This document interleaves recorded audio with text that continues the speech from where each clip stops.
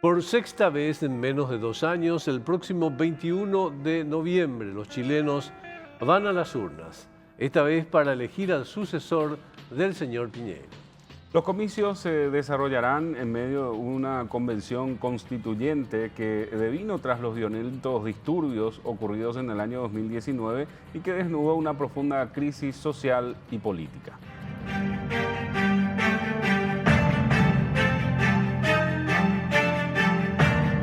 Muy buenas noches, el programa de entrevistas Fuego Cruzado. ¿Cómo le va, don Gustavo? ¿Cómo está usted? Buenas noches. ¿Qué tal, Augusto? ¿Cómo estás? Buenas noches también para la audiencia en esta jornada en la cual vamos a hablar de un tema muy importante para la política latinoamericana. Y a propósito, vamos al reconocimiento de campo.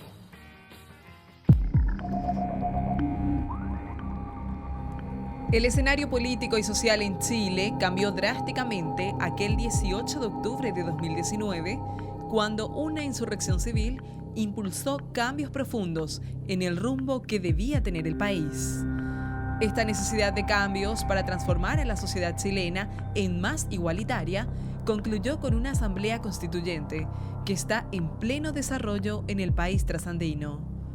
De cara a los comicios del próximo 21 de noviembre, las fuerzas están bastante divididas, aunque con una ligera ventaja en la preferencia de voto para el candidato de la extrema derecha, José Antonio Kast, quien surge como el favorito para ganar en la primera vuelta electoral. Bueno, en relación a todo esto tendremos precisiones con nuestro invitado de hoy. Agregar nada más que no solamente es la importancia de Chile como un país en la región, sino también por los lazos que nos unen, últimamente lazos comerciales con bastante intensidad y de futuro lazos que tienen que ver con proyectos, megaproyectos como la hidrovía y el acceso al Pacífico, por ejemplo, Gustavo. Asimismo, y para hablar al respecto, estamos con nuestro invitado, a quien vamos a presentar con sus respectivos datos.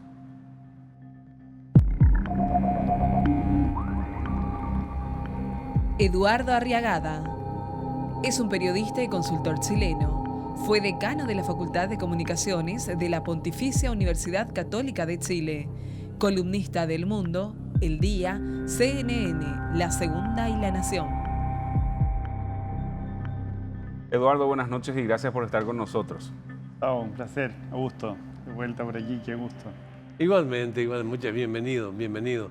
Hay que señalar también que Eduardo cumple tareas de asesoramiento en medios que pertenecen al grupo, así que su presencia siempre es muy bienvenida. Eduardo, primero quisiéramos tener una mirada de contexto, ¿no? En base a lo que escuchaste en la presentación, que nos ayudes al paraguayo promedio a entender en un contexto qué es lo que va a pasar y qué va a definir eso que va a pasar. La presentación, había una frase que quizás se puede malinterpretar, que es la idea del favoritismo. En Chile tenemos dos vueltas. En la primera vuelta hay 7 candidatos, un abanico muy amplio. Entonces, está la posibilidad de que la primera minoría en esa primera vuelta pueda ser el candidato de derecha, José Antonio Kast. Pero hay encuestas que dan arriba a Boric y otras que dan a Kast. Está dividido eso. Lo que es más improbable es que en este momento, tal como están las cosas, Kast gane la segunda vuelta. Eso ya requeriría mayores errores de parte del candidato favorito, porque en realidad si uno hablara de favoritismo en Chile, el que ganó la primaria de la izquierda, que fue una primaria que se hizo en mayo pasado, es Gabriel Boric, que es un candidato de izquierda que le ganó al Partido Comunista, un candidato muy fuerte que tenía el Partido Comunista, Daniel Jadwe, un alcalde muy popular, y la sorpresa en ese momento fue el triunfo de Gabriel. Y él se convirtió en el candidato favorito. Lo novedoso, lo interesante, es que en el último 2 semanas de campaña, José Antonio Kast, que era visto como un cuarto candidato, una persona que no iba a estar de ninguna manera en la segunda vuelta, se impuso completamente y se quedó con todo el apoyo que tenía el candidato del gobierno, la persona que el gobierno había puesto, un ex ministro de gobierno que se presentaba como la carta de la centro derecha.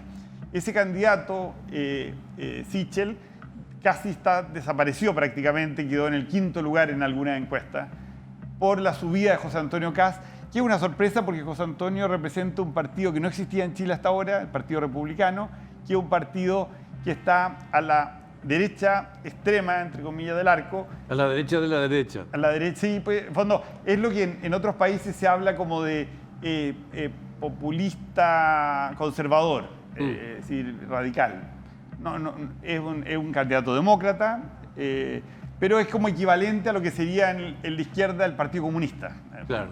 Es decir, serían como los dos arcos de los dos extremos que ordenarían un poco el arco político chileno. Entonces, lo novedoso en un país en que normalmente las carreras presidenciales se hacían siempre con un candidato centro-izquierda y un candidato centro-derecha, que esta vez las dos candidaturas van por la izquierda y la derecha sin ningún centro. El centro, cada uno de esos candidatos va a tener que cautivar al centro para ganar la segunda vuelta.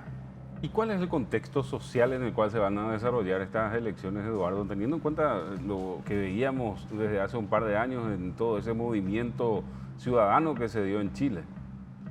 Y ustedes yo creo que a mí me ha tocado ser testigo de cómo los medios del grupo han cubierto. Yo creo que en Paraguay se ha visto con bastante sorpresa incluso lo que pasó en Chile a partir del 2019.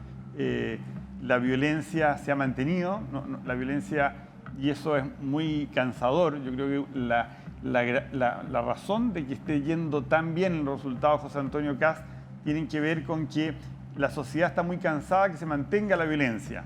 Piensa que en noviembre del 2019 hubo una enorme manifestación en que quedó claro en la calle de que la gente quería el cambio y quería un cambio en paz.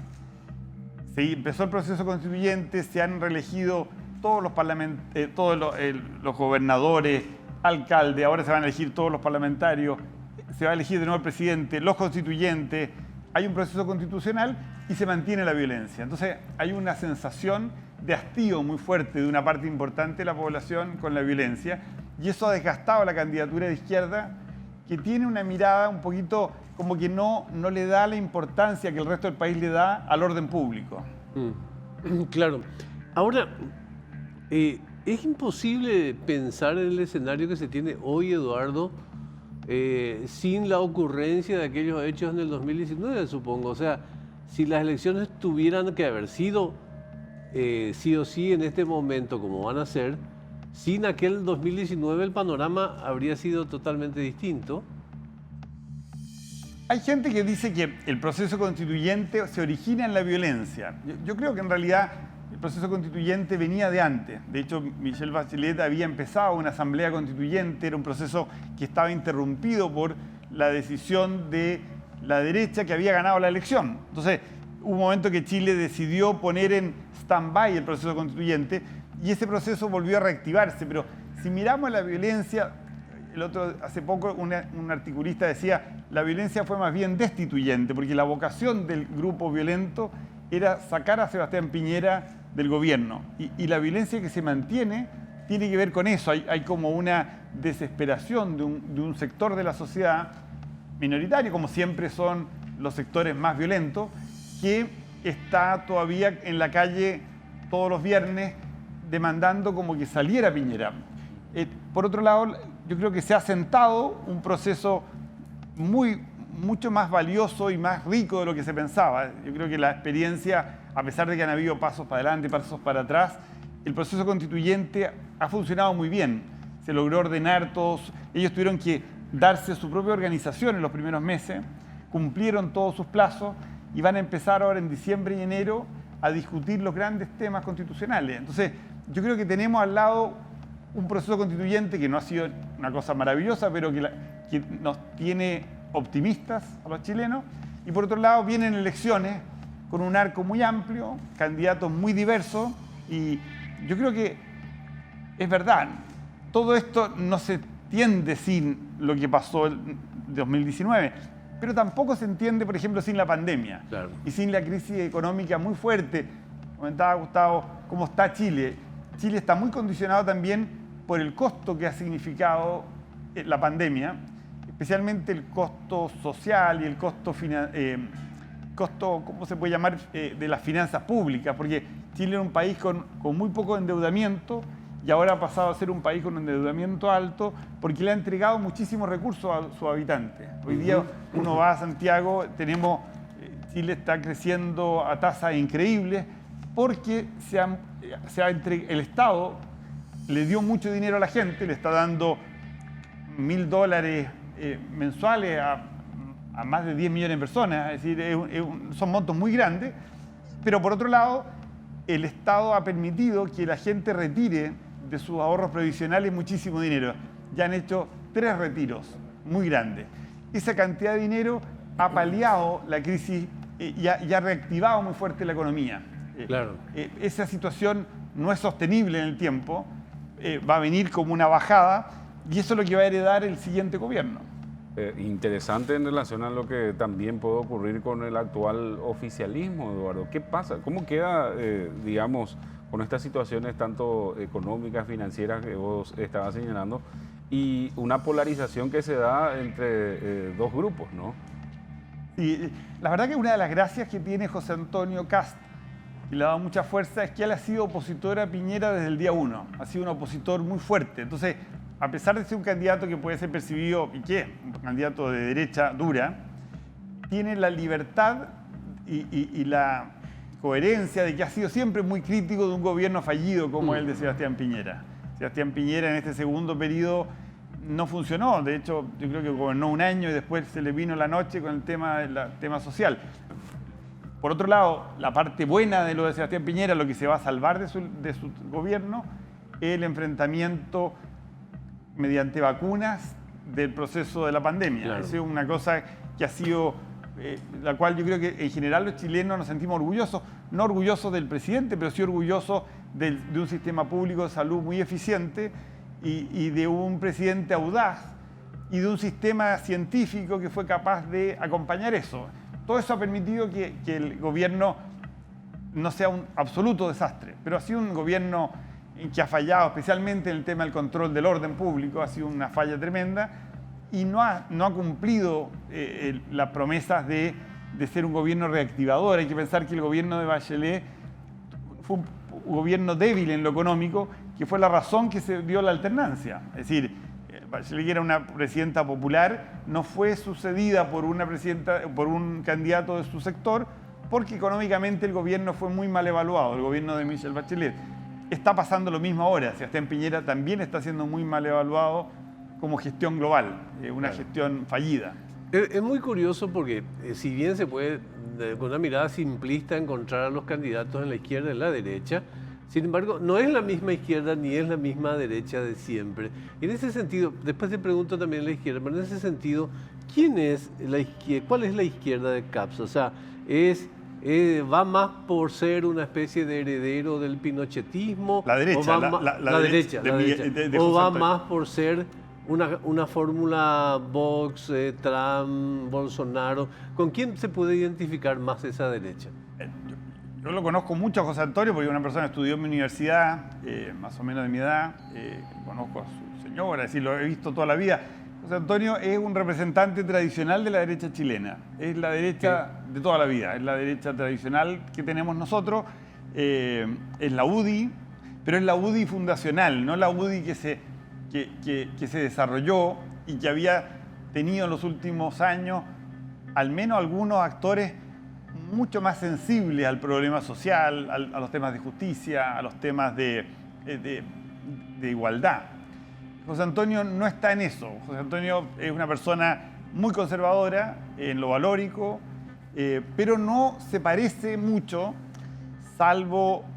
en realidad él se ha acercado al mundo del populismo, porque se dio cuenta que era una oportunidad para él, pero está cerca del populismo. ¿Ah? Para su visibilidad más que nada. Sí, la derecha yo creo que se dio cuenta, y esto es bastante global, uno lo ve también en España, en otros países, que la derecha ha tenido una posibilidad de volver a conectar con un electorado que se le había ido con el discurso populista.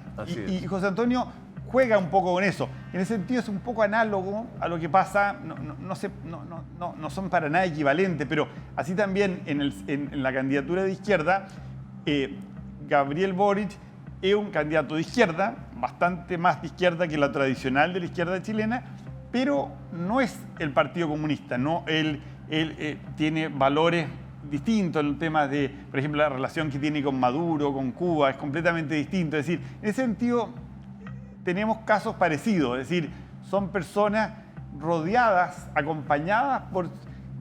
De hecho, ese acompañamiento le ha hecho mucho daño en la campaña a los dos, porque casi todos los errores en la campaña, a los cuales han tenido que salir a desmentir, son de compañeros de ruta de la misma lista, pero gente que está, evidentemente, tanto a la derecha como a la izquierda de cada uno de ellos.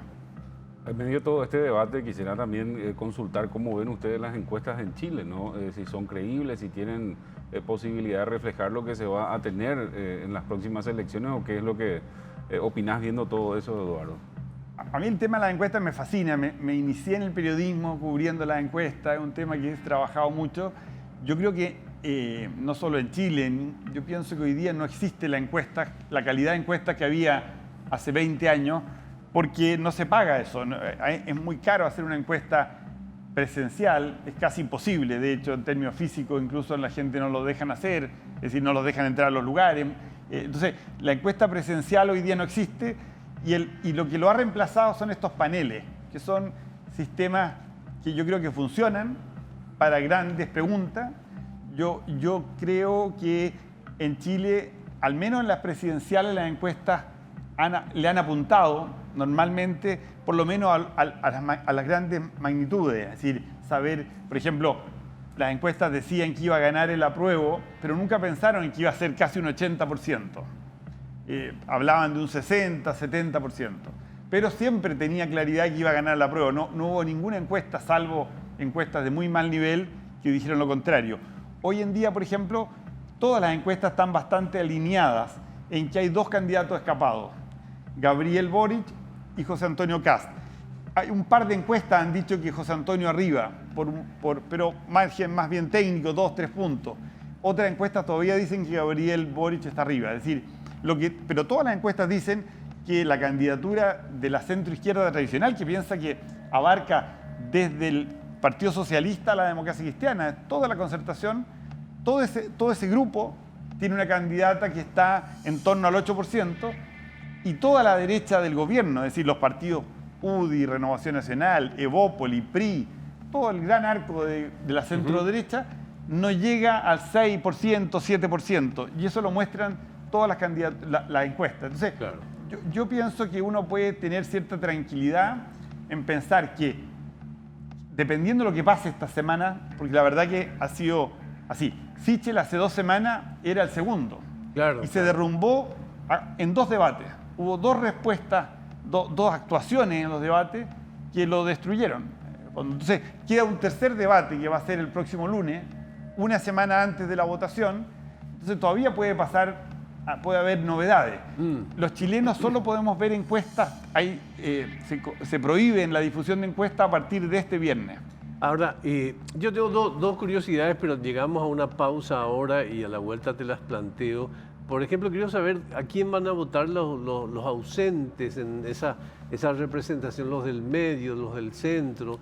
Y en segundo lugar, me gustaría saber si hay alguna posibilidad que esto se defina en una primera vuelta o es inexorable que existan 2 rounds al respecto del tema. Hacemos una pausa y ya volvemos.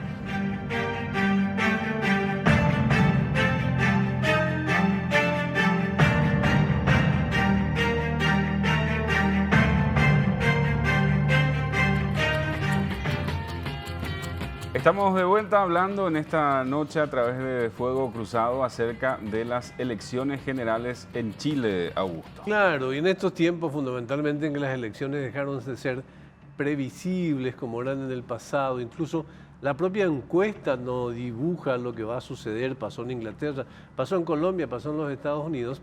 También hay otras cuestiones, por ejemplo, cuando pintan un mapa tan polarizado, uno se pregunta qué pasa con esa población que vive en el medio cívicamente y lo otro, lo de las vueltas. Hay una cosa que los analistas tienen en consenso también es que la población chilena no está polarizada. Hay un acuerdo muy masivo en la necesidad de hacer ciertos ajustes al modelo, ajustes relevantes, es decir, reformar el modelo. Y en eso había acuerdos en muchos de los candidatos. De hecho, en la derecha hubo una primaria donde habían 4 candidatos y 3 de esos candidatos tenían posiciones mucho más audaces, incluso que Sichel, en favor del cambio social. Es decir, lo que se llama en Chile la derecha social. Y por otro lado pasa un poco lo mismo en la izquierda. Es decir, hay mucha cercanía en la gente, pero los políticos, y quizás esto tiene que ver con el sistema presidencial, el sistema parlamentario, todo lo duro que ha sido estos meses en términos sociales, políticos, económicos, ha pasado que se presentan estos dos candidatos que, como tú dices, están en los extremos y tienen que, para poder llegar al gobierno, no les basta con los votantes que han ganado en sus respectivos movimientos, sino que tienen que ganar a esa gente de centro. Yo creo que eso es bastante valioso, porque yo creo que hay un incentivo muy natural que la segunda vuelta va a ser una vuelta que va a obligar a que cada una de estas listas se vuelque hacia el centro, mire hacia el centro y garantice ciertas cosas. Yo lo estoy viendo en la candidatura muy claramente Gabriel Boric, que cometieron en su entorno un par de errores y han sacado a ciertos voceros y han reemplazado a los voceros porque se dan cuenta que ellos no pueden gobernar solos, tienen que gobernar con el centro. Y en la derecha está pasando lo mismo, es decir, José Antonio quizás no lo necesita hacer todavía ahora, pero si pasa a segunda vuelta, él mismo ha dicho, lo primero que dijo fue que si él no ganaba en la primera vuelta, él daba el apoyo al otro. Lo que pasa es que Sichel está en una situación de mucha molestia personal con la derecha, entonces él no le quiere dar la segunda vuelta a Kast.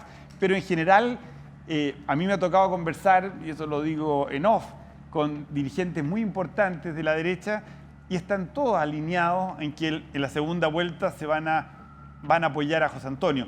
La ventaja es que José Antonio Kast, a pesar de su partido y su entorno, él como persona es una persona con muy buena imagen en la centro derecha. Es una persona muy, muy conocida, es un parlamentario con 20 años de carrera, muy aplicado. Me acuerdo que un analista de izquierda me decía, mira, este tipo cuando fue elegido diputado tuvo 6 meses yendo a ver el Congreso cómo funcionaba para aprender a hacerlo mejor. Es una persona muy trabajadora. Entonces, yo creo que da mucha confianza a la derecha. Por supuesto, no le da ninguna confianza a la izquierda, que le recuerda ya en la manera de hablar, en la manera de vestirse, en la manera de ser, lo que era la derecha antigua chilena. Entonces, eso asusta. Como también pasa lo mismo al otro lado. La gente le tiene mucho miedo al discurso del Partido Comunista. Ayer mismo una dirigente del Partido Comunista que está de embajadora decía que Chile sería un lujo que Chile tuviera gobiernos parecidos a los de Cuba y Venezuela. Es decir, entonces ese tipo de cosas espantan. Entonces, en los dos puntas tenemos espantos, pero yo creo que los dos candidatos van a estar obligados a buscar el votante de centro. Ahora, ¿provocó algún cambio generacional en cuanto a la clase política, todos estos cambios que se sucedieron en Chile? ¿O hablamos de la misma gente con diferentes miradas, digamos? Gabriel es muy joven. Yo creo que seguramente va a ser el presidente más joven que va a tener Chile si llega a ganar la elección. Yo no sé bien, soy muy bruto con las fechas, pero es una persona muy joven. José Antonio no es joven, pero no era un protagonista. Era una persona que se había exiliado de su grupo, se había salido. Entonces, si uno mira, los últimos 30 años chilenos han sido gobernados por dos grandes coaliciones. Esas dos coaliciones salieron del panorama. Ninguna de esas dos coaliciones tiene, aparentemente, a 2 semanas de la elección, parecen que sea probable que ninguna de esas dos coaliciones estén en la segunda vuelta. Y eso es muy fuerte y hay un reemplazo generacional. En la izquierda, el grupo del Frente Amplio es un grupo muy interesante, muy conectado con el mundo, totalmente generacional, con un apoyo juvenil muy fuerte. De hecho, en las encuestas que están dándose a conocer dicen que el votante José Antonio Kast tiene más de 55 años y una gran parte de la votación es de los 60 a los 80, y al contrario, el votante Gabriel Boric tiene menos de 35 años. Claro. Cuando son dos posturas, es decir, los jóvenes esta vez sí tienen algo que hacer en esta elección. Eduardo, nos restan 40 segundos y ¿cómo se está comportando esa especie de pariente no reconocido en los medios de comunicación? ¿Cómo son las redes sociales? ¿A vos qué te gustan Las los redes fenómenos? son protagonistas en este momento y casi todos los gafes, las caídas se han provocado. El debate ha sido el lugar donde ha pasado algo, pero son las redes y la conversación en las redes la que le ha sacado punta a eso y es donde se ha desarrollado el error. Entonces es muy atractivo porque ha dado mucha participación a gente que antes no tenía esa participación. Eduardo, muchísimas gracias por tu tiempo esta noche. Sí, muy amable. Un placer. Muchas gracias. Nos enteramos y supimos muchísimo sobre Chile en Realmente. exactamente 28 minutos. Es así, es momento de retirarnos. Nos vamos y nos vemos mañana, ¿no? Sí, señor. Buenas noches, muchas gracias.